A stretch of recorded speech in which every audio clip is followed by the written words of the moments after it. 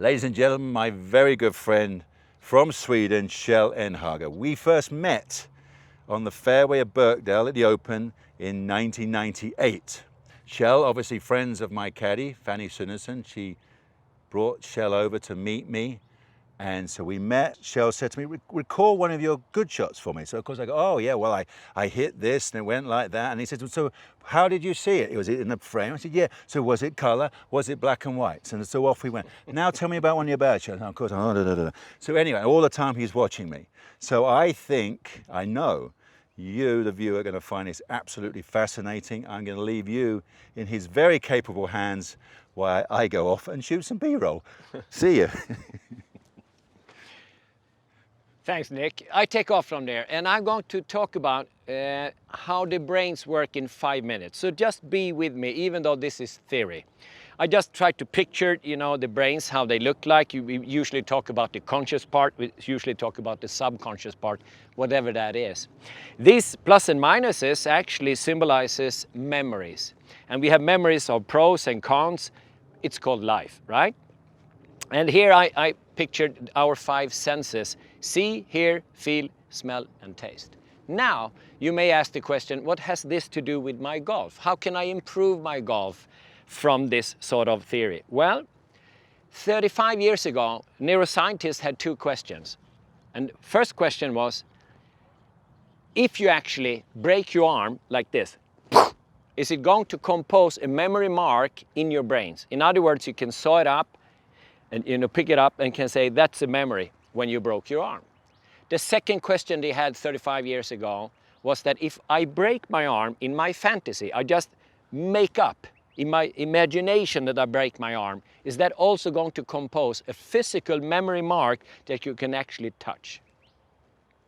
Long story short, I don't go through it, but the answer to both is yes. They noticed that if you break your arm, it has a component in your brain, and as well as if you just imagine, when you daydream, when we use our fantasy, we are actually creating memories in our subconscious or conscious. So how can we use this in our golf? Well, first just let me say this. If this is, for instance, my brain, and something outside here we call reality, right? And this is my eyes. When I look through my own memories, my own experience to reality, what would I say? Is it feasible to say, is it okay to say that when I look to something and I have a lot of minuses, do I see problems or possibilities? Or if I have a lot of pluses, do I see problems or possibilities? The answer is obvious.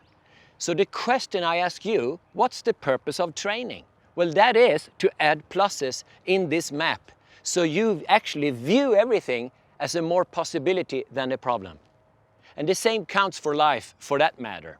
So the question is, when I start to work with the Golf Girls 28, the national Swedish team of ladies, how can I help them so they deposit plus themselves and learn from minuses? Because if they do, they won't have to work with their self-confidence, self-worth, and so forth. So this is what we actually did. To begin with, I just would like to ask a very specific question. Do you have in your golf one golf hole where you know you always play good shot? And when you come to that hole, or for that matter, you bring up this club, it may be an 8 iron or whatever, you say, this is my good club, this is my best hole. I guess you jumped into a plus. What happens then? Or vice versa, do you have a hole where you say, oh, I hate this hole, or I hate that club? If you take that memory, for instance, of a plus, every thought, what is that? It's a component of what you see, hear, feel, smell, and taste. And if that's true, we can actually work the other way around. We can start to deposit pluses that actually helps us to see possibilities, that helps us to act in the way we want and to get the results we desire. So how do we do that?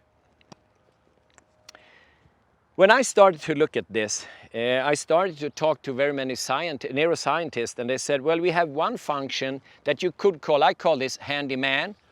It could be a handy woman, of course, it has no gender as such. And it has sort of different function, and one is to have a flashlight where we always want to recognize ourselves. That means what the brains hate more than anything, as far as I know, is the unknown. So if you come to hole and you have never played it, it's hard for the brain to make out what you're going to do. So how do we do it? We use a fantasy, and that's this function here. This fellow I would call a lazy programmer, so to speak.